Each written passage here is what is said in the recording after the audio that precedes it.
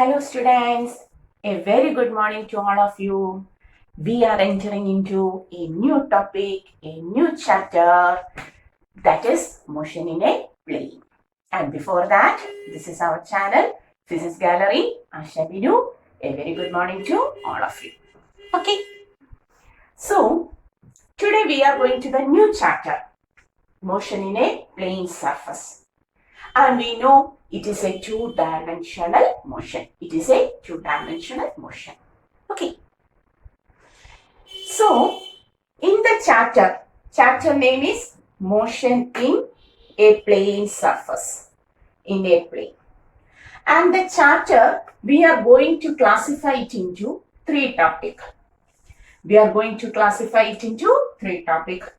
The first one is we have to study a little bit about vectors, vector quantities. Okay. And after studying the vectors, we enter into the next topic called as the projectile motion. What is the next topic? Projectile motion. So the second topic is projectile motion. And after completing the projectile motion, we have to enter the third topic, and it is circular motion. And this is the topic we have to cover in this chapter, motion in a plane surface. Okay. The first topic in the chapter is vector. So, whether vector is motion in plane surface? No. Vectors are quantities. Already we have discussed it in our motion in a straight line. Vector is a quantity. But without studying vector quantities, without understanding vectors, we cannot enter into motion in a plane surface. So at first, we have to discuss in detail about the vectors. Then only we enter into the chapter. And in the chapter, we have got two examples of motion in a plane surface. And the first example is a projectile motion, and the second example is a circular motion. Okay. So, the first topic is vector. We have to study about vectors in detail in order to understand the motion in a plane surface. So, after studying vectors, we have to discuss about two examples of motion in a plane surface. The first example is a projectile motion, and the second example is a circular motion. So, this is the topic we have to discuss in the chapter. Clear? So, you have to take the introduction like this. This is our chapter. Okay. And hoping you have written this. Now we are going to the first part of the chapter, that is, we are going to discuss about our vectors. We are going to discuss about our vector. Vector in detail. We have to know about the vectors in detail. Okay. So, the first topic, vectors. So tell me, what is a vector quantity? We have already studied it in our first chapter. Distance is a scalar quantity, whereas displacement is a vector quantity. Speed is a scalar quantity, whereas velocity is a vector quantity. Okay, so what is a vector? Yes, there we have discussed a quantity having no specific direction is called as a scalar quantity. And a quantity having a specific direction is called as a vector quantity. Okay, so what are vector quantities? Quantities having specific direction. But when we discuss about the vectors, we have to go in depth. So surely, quantities having direction are called as vectors. But always quantities having direction are not taken as vector quantity. For example, electric current. Have you heard of the term electric current? What is electric current?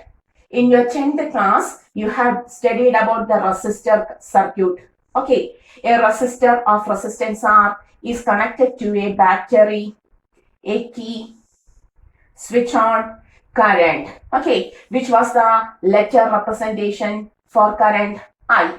Current I flows from the positive terminal and goes towards the negative terminal. So we can say electric current is a quantity having specific magnitude, that is 5 ampere. Current I is equal to 5 ampere. It means it has a magnitude It has a unit and it has a specific direction from positive to negative. So it has a direction. Okay, therefore electric current is a quantity. Which type of quantity? Scalar or vector? Yes, it is a vector quantity. Okay, because electric current has both magnitude, unit and direction. Correct? But not. Electric current is not at all a vector quantity. Even though electric current has direction, specific direction, positive to negative, it has a specific direction, but electric current is not treated as a vector quantity. It is a scalar quantity. Why? Because in order to have a quantity vector, there are two conditions to be satisfied. And the first condition is it must have magnitude and direction. Magnitude and direction. That condition is obeyed by our electric current. It has a magnitude, it has a specific unit, and also it has a direction. So that condition is obeyed by our electric current.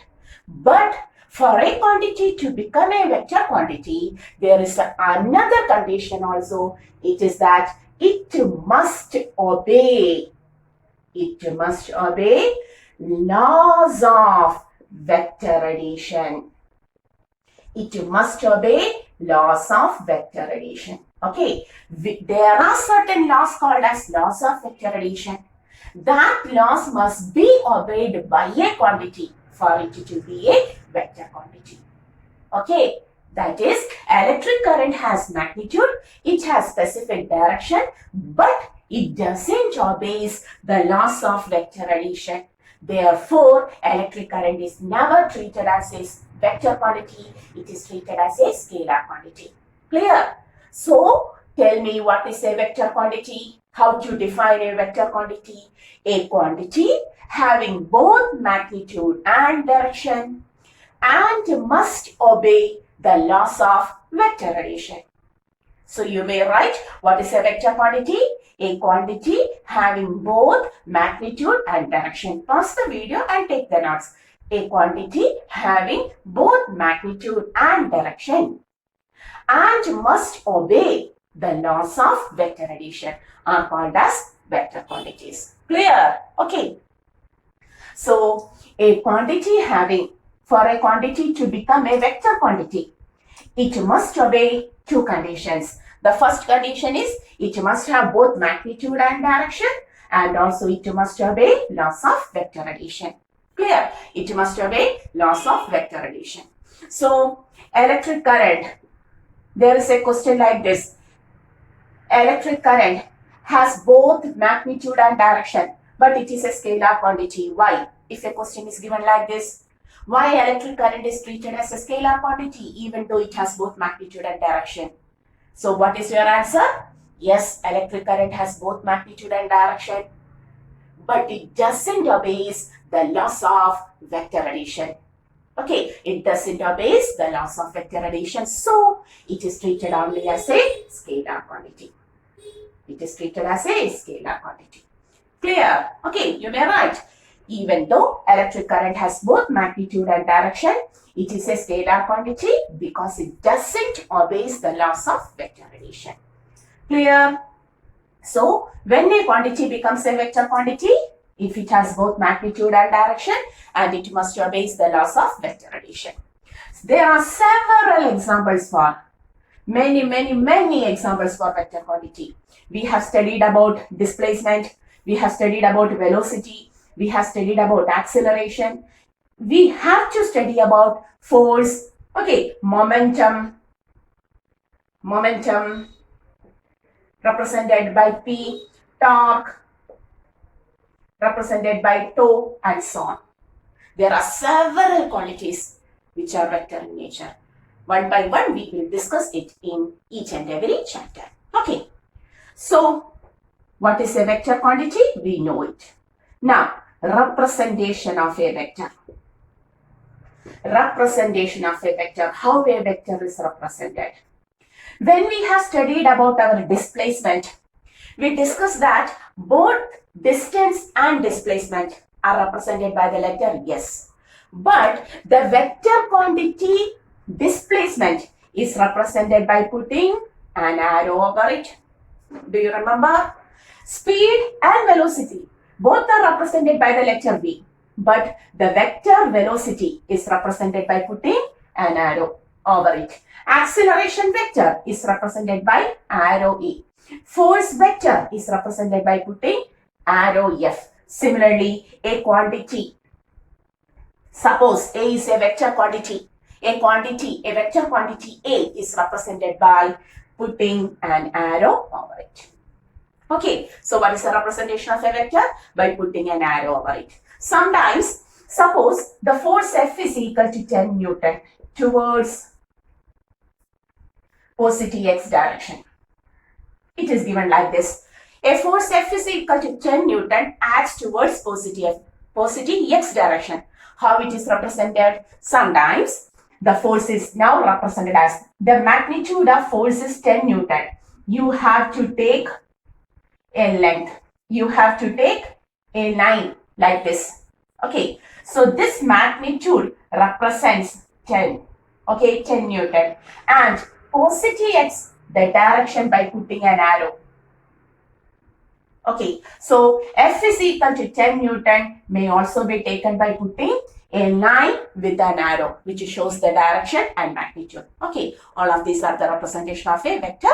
Generally, a vector quantity is represented like this. Okay, by putting an arrow over it. Okay, so we now know what is a vector and how a vector is represented. And now we are going to the types of vectors. There are several types of vectors.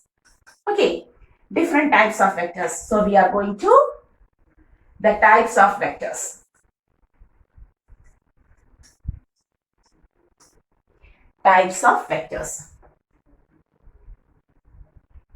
Types of vectors. So, vectors are said to be equal vectors. Vectors are said to be equal vectors. Okay, two vectors are said to be equal when both magnitude and direction are same. Two vectors are said to be equal vectors when they have same magnitude and direction. When both magnitude and direction of the vectors are same. For example, suppose two vectors A and B are given like this. Okay, this is vector A and this is vector B. Clear? They have the same magnitude, same length. At the same time, this length represents the magnitude of that vector. Okay, so they have the same magnitude and the same direction. Now the two vectors are said to be equal vectors. Clear? Next, two vectors or one vector is said to be the negative vector of other. Negative vector. So what is negative vector? Having same magnitude. What is the negative of 5? Minus 5. Similarly, magnitude is same but opposite direction. But opposite direction. Two vectors having the same magnitude but opposite direction. For example, vector A, vector B. Okay, this is vector A, this is vector B. Having the same magnitude but direction is opposite. Okay, now the direction is opposite. So the two vectors are opposite vectors, negative vectors. Clear? Now, two vectors are said to be co-initial vectors. Two vectors are said to be co-initial vectors having the same initial point like this. This is a vector A, this is vector B. Can you see? The two vectors are starting from the same point O. Both of them are having the same initial point. Vectors having same initial point. Same initial points. Starting points are called as the co-initial vectors. Clear?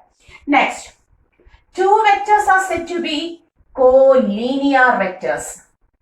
Collinear vectors. when they act along the same line. All of the three vectors, vector A, vector B, and vector C are collinear vectors because all of them acts along the same line. Clear? Next, two vectors are said to be coplanar vectors. Co-initial means same initial point, starting point.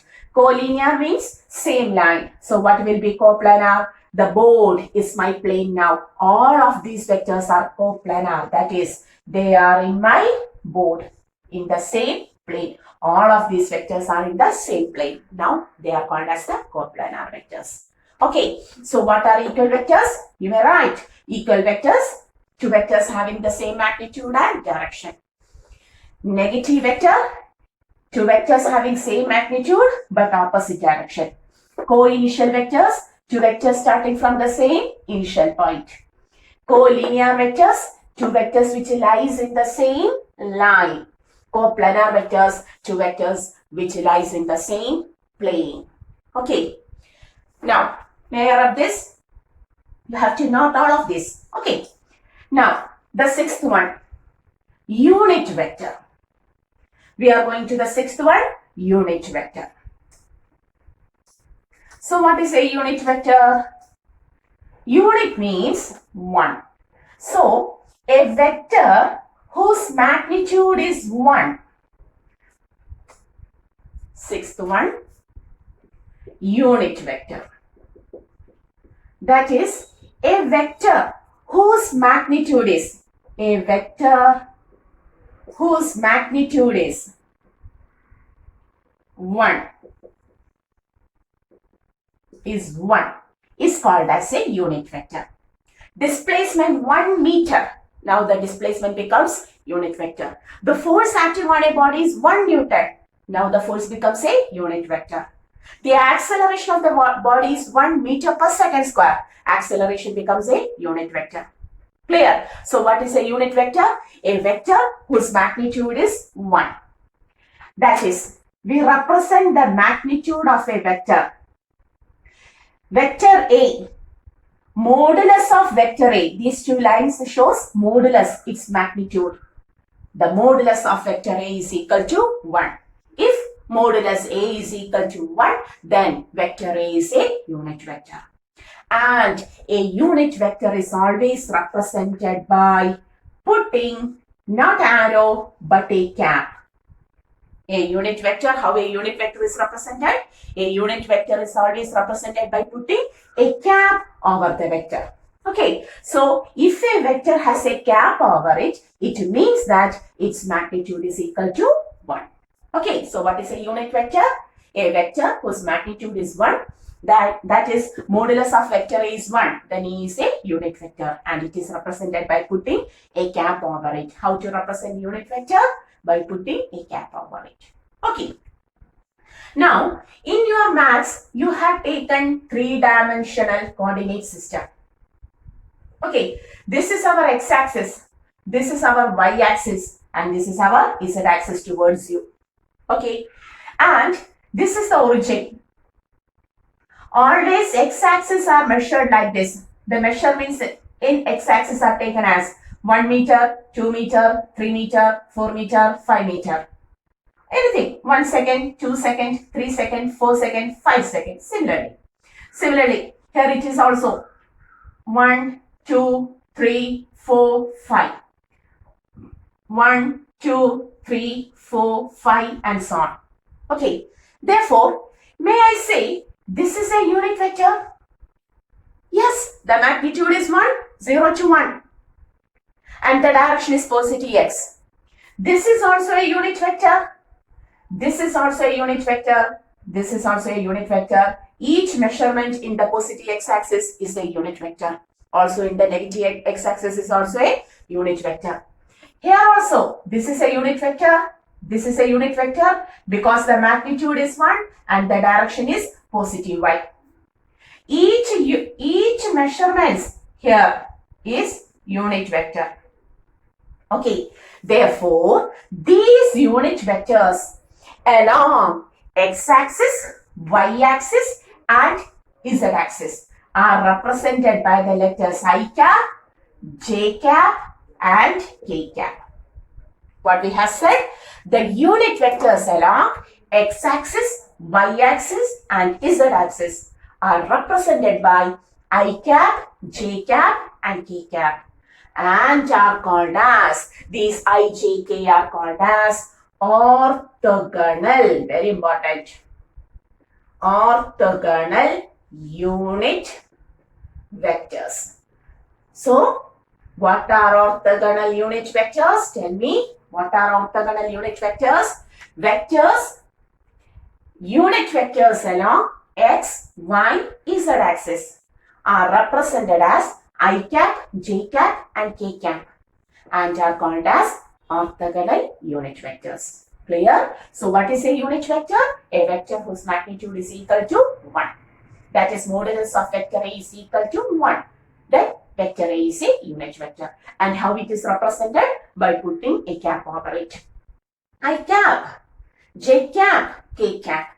That is, I, j, k are the unit vectors along x-axis, y-axis, z-axis respectively. I cap means x-axis, j cap means y-axis and k cap means z-axis. Okay, I, j, k are the unit vectors along x, y and z respectively and they are commonly called as the orthogonal unit vector. That means, suppose the force acting on a body is phi I cap. It means a 5 Newton force acts along positive x direction. The acceleration of a body is minus 2 j cap. It means the acceleration is in downward direction. J is y-axis. Minus j means downward by and so on. Clear? Okay. So, unit vectors is very important topic. This vector topic will be come along throughout the chapters. Very important. Without vectors, we cannot go through the physics topic. Okay. So, we know what are unit vectors. And now, we are going to the null vector. What is null? Null means 0. Null means 0. So, null vector is also called as the 0 vector. That is, if modulus of vector A is equal to 0. If the magnitude of a vector is 0, that vector is said to be a null vector.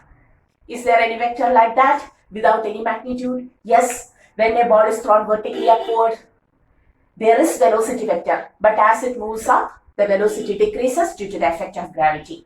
And at its maximum height, the velocity vector becomes 0. Okay, it has direction, but no magnitude. So the velocity vector at the maximum height of a ball thrown vertically upward. What is the example of a null vector? The velocity vector of a ball which is thrown vertically upward at its maximum height is a null vector. What is my displacement vector? I am a stationary body now. What is my displacement vector? 0. Suppose I am moving with uniform velocity. What is my acceleration vector? 0. So there are several null vectors. Okay. So what is a null vector? A vector whose magnitude is equal to 0. So these are the general types of vectors. Besides this, there are other types also, polar vectors, axial vectors and so on. That we will discuss along with our topic. Otherwise, there will be certain confusion. Okay. So, the general types of vectors are all of these. So, which type of vectors we have studied? Equal, opposite vectors, co-initial vectors, co-linear vectors, co-planar vectors, unit vector, orthogonal unit vectors and also null vector. Is it clear? Take the notes. Okay, so today we have just started vectors and also we have started our next chapter called as the motion in a plane surface. Our fourth chapter, motion in a plane surface. And in the chapter, the topic is divided into 3, just revising. Okay, the chapter is divided into 3 topics. The first one is vector, the second one is projectile motion and the third one is circular motion. So really, motion in a plane surface, we have to discuss about 2 examples. They are projectile motion and circular motion. But before that, we have to study about vectors in detail. Why? Because without understanding vector, we cannot go to motion in a plane surface. So today we have started our vector. So what is a vector quantity? A quantity having both magnitude and direction and must obey the laws of vector addition. Electric current has both magnitude and direction, but whether it is a vector quantity? No, it is a scalar quantity. Why? Because it doesn't obey the laws of vector addition. Okay, then types of vectors. Which are the various types? How a vector is represented? By putting an arrow over it. Okay, and the types of vectors equal, having the same magnitude and direction. Negative vector, same magnitude, opposite direction. Okay, then co-initial vectors starting from the same initial point. Co-linear vectors lying on the same line. Coplanar vectors lying on the same plane. All of these vectors are coplanar vectors. Unit vector, a vector whose magnitude is equal to 1. Okay, orthogonal unit vectors. Unit vectors along x, y, z axis are represented by putting I cap, j cap, k cap respectively and are called as the orthogonal unit vectors. Null vector, a vector whose magnitude is equal to 0. Okay, there are several examples for null vector. For a body thrown vertically upward at its maximum height, the velocity vector becomes 0. For a body at rest, I am at rest now, my displacement vector is 0. For a body in uniform motion, acceleration vector is 0 and so on. Okay, so today we have taken up to the types of vectors. We are winding this class here and in the next class we will continue to our vectors. So before leaving, this is our channel Physics Gallery Asha Venu. Study well, stay well. Okay, see you.